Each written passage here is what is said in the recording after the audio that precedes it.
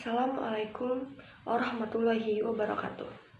Perkenalkan, nama saya Firda Faradila dari Prodi Ilmu Hukum Universitas Subang. Di kesempatan kali ini saya akan memaparkan materi mengenai subjek hukum internasional.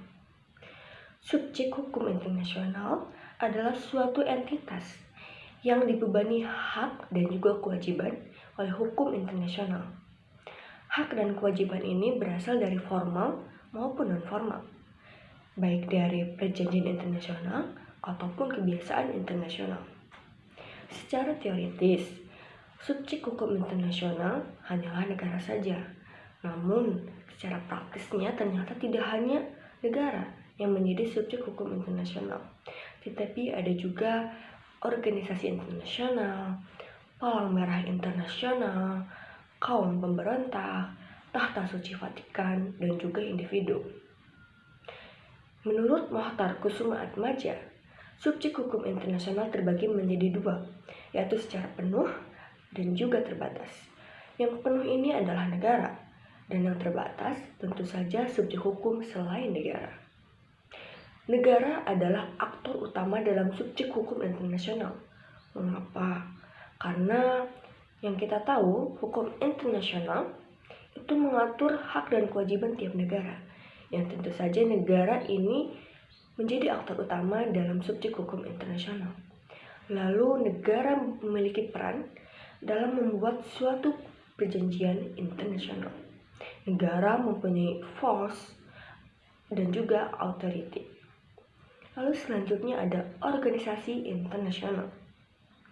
Organisasi internasional ini anggotanya terdiri dari berbagai negara, baik secara regional maupun global.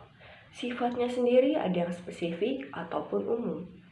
Di antaranya ada PBB, ASEAN, UNESCO, dan organisasi-organisasi internasional lainnya. Lalu Palang Merah Internasional.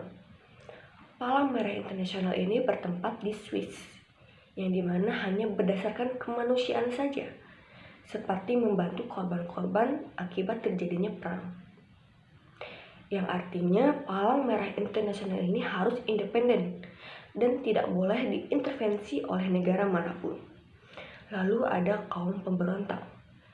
Kaum pemberontak dapat menjadi suatu subjek hukum internasional dengan syarat mematuhi aturan hukum perang, lalu menguasai suatu wilayah dan juga menguasai suatu sumber daya alamnya, di mana di wilayah yang dia kuasai tersebut, lalu mempunyai kuasa untuk menjalankan hubungan-hubungan dengan negara lain. Lalu ada lagi yaitu individu. Mengapa individu?